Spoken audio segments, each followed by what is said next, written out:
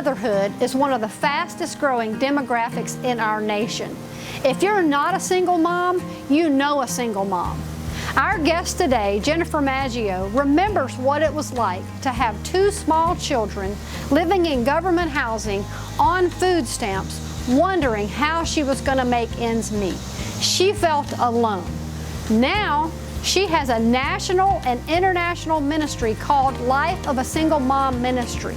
She is ministering to single moms across the world because she remembers what it was like. And her goal in life is no single mom walks alone. Stay tuned. This is a great story you don't want to miss.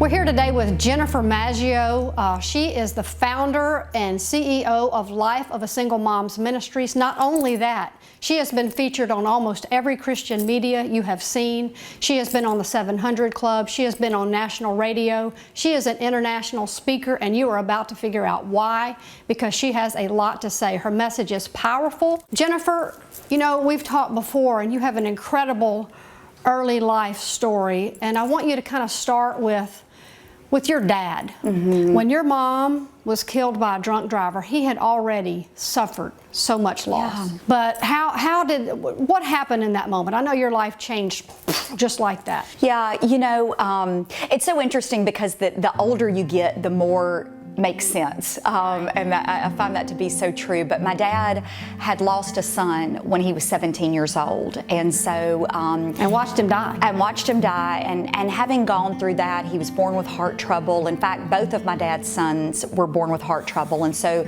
they were in and out of surgeries. And of course, many years ago, the advances in technology weren't what they were today, and so just even that was traumatic. And then he knew he was dying for about a year. So just walking with your child through that, of course, is difficult. And then that consequently caused him to lose his first marriage. It just was so much on the marriage, the strain.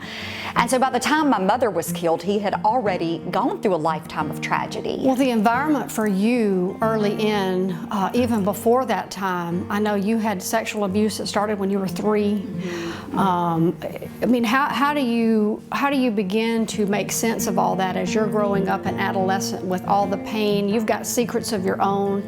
He's got secrets. You can't really talk about these things, but yet you're walking through them together. Yes.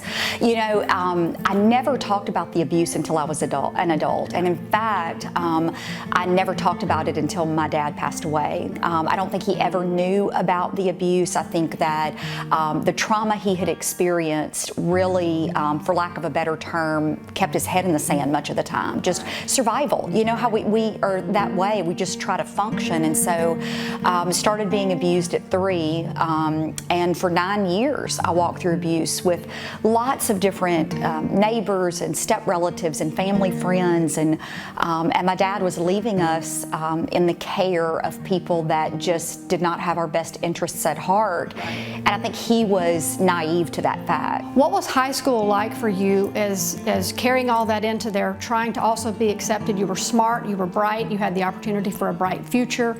You entered into this relationship with this young man for 7 years. You were pregnant. Just describe kind of that season of your life, how, again, you've got all this mixed up and you're trying so hard to make sense of life with broken skills, yeah, but yet you're still trying to find some. Going through almost a decade of sexual abuse was one thing, but then there was all of these various stepmothers and the abuses that they brought into the home through their families or themselves. And so being forced to steal and forced to view pornography and just physically assaulted many times and verbally assaulted more times than I can count. All of those things culminated into a difficult high school years. Yes, I was very smart. My issue was never a head issue. And even in that, I think that there was a level of perfectionism that I sought because there was value there. And so there were teachers that would give me the pat on the back, or there were, the high school principal giving me an award gave me some sense of validation. And so it's not any wonder that I was looking for that in relationships. I began looking for value that I was not getting at home with my dad and various stepmothers. And every time my dad would remarry, which by the way was 6 times, every time that he did, we couldn't talk about the previous mother. And we also couldn't talk about the fact that we had had other mothers because we always had to call them mom. You know, you get into those high school years, which are already difficult. Right. I mean, even if you've been parented perfectly, it's difficult, and you're trying to find yourself, and there's this sense of longing to fit in somewhere. Right. And it culminated in me being a young pregnant teen mom, but this sense of loneliness and desperation and a lack of hope were all things that I was struggling with internally that I couldn't verbalize to anyone, or I didn't think I could anyway. When you tell your dad you're pregnant, he says, have a great life. The night I graduated high school, the next morning our family moved out of state. And so I can remember coming home after graduation that night and sleeping on the floor because all of our stuff was loaded in the U-Haul.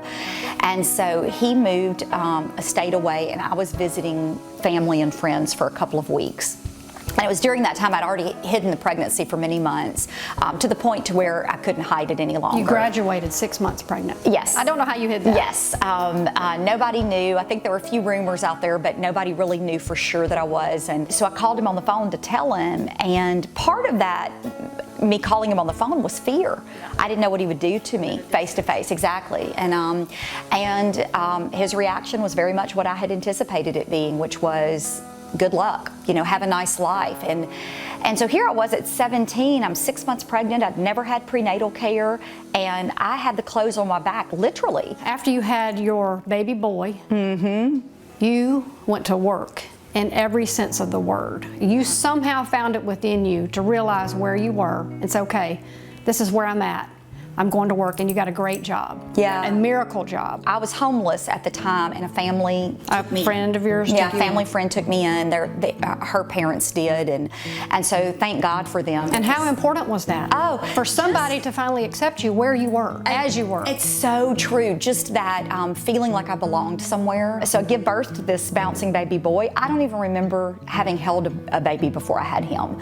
So I have this kid, I'm now 18, and I moved into the projects, and I got on food stamps and welfare, and I got this little, actually my first job was at a local pizza joint. And so I was, I'm waiting tables full-time during the day, and I'm going to college full-time at night. And my second job was a little furniture store, and I was making about $900 a month at that time. In the midst of all of that, I have a second child. And so here I was, 19 with 2 kids, and the most alone I'd ever been. And I often tell the story that I was as close to suicide as I had ever been before or since. And so that was what kind of led me back to church. It was out of desperation, not out of this longing to know the Lord more intimately. If I'm being honest, it was just, I had nothing. Well, when you went back to church, you made a decision to tithe. Out of what little, you said you had almost nothing. Yeah. And you begrudgingly felt like God was saying tithe. Yeah. But you said that was a turning point for you. I don't want to in any way insinuate that because I began to tithe that somehow God plucked me up out of my misery and delivered me to this 6-figure income. Right. The tithe was never about that. It was never about what I was going to get from God. Right. It was about this full submission that He had done everything for me. I had to begin to submit everything in my life, my heart, my finances, my parenting, my love life, my emotions, all of that had to be fully surrendered for God to do what it was that He's done over the last several decades of my life. When you went to that job that you finally went to, where you were able to begin to start to make real money, yeah, $55 million in sales. Yeah. I mean, you're put in a situation where it doesn't just happen for you, but you take hold of the opportunity and you really learn the value of work. I would work 60 to 80 hours a week, literally, and my kids were young, and I would spread out a blanket on the floor on Saturdays and Sundays when we were closed, and I would just call people because the job was sales. And the Lord was really doing a work in my heart in a lot of ways as well. I had left that 7-year relationship behind with the father of my children, and that which was a journey. huge breakthrough. Oh, struggled to let go because I wanted my children to have what I never did. Transferred into Baton Rouge, met my husband, my now husband, Jeff, and transferred into New Orleans, got a promotion there. And so it just eventually was just kind of the Lord's favor. Well, and you're experiencing success. You're out making big deals. You know, you're in a whole different world. Yeah, yeah. And life is better in a lot of ways, but you never forgot. I had my white picket fence, my happily ever after. My husband adopted my 2 children. We had a 3rd child together. I had financial success. I literally had everything regarding the American dream that most of us think we want. But standing in my church on a Sunday morning worshiping, I was reminded of the darkest day, and that I was called to do more. The darkest moment of our life is the one that the Lord will use mightily. And then I started this little Bible study with my church's blessing in my house. I didn't know what I was teaching or saying, but a lot of it was, we can make it. Yes. Sometimes it was just camaraderie. It was like, I want you to know that somebody knows what it's like, what you're going through. And I want you to know that somebody cares. Within a period of 6 to 8 months, it just was far greater than I had ever anticipated it being. You started this ministry in your living room, a support group, and fast forward to today. How have you been able to affect a ministry so much that God not only has favored it, but it's been so successful? You know, the transparency of sharing your story with people is important. People need to know where you've been and why you care. The goal of the local church has to be to meet people where they are, which is exactly the ministry that Jesus modeled for us. And I think that's why the Life of a Single Mom Ministries has been successful, is because of that model of meeting folks where they are. If they know that a broken young single mom who had 2 children outside of marriage, or who endured years of sexual assault, if they know that I made it, and they know that the only way that I made it is through the blood of Jesus that saved me and the freedom that He gave me, then it's worth it to do what I do. One of the best ways to change a community quickly is by helping single moms get on their feet. They struggle, as you've seen in Jennifer's story. Right now, go to lifeonpurpose.tv and look for ways to help Jennifer and her team at Life of a Single Mom Ministries.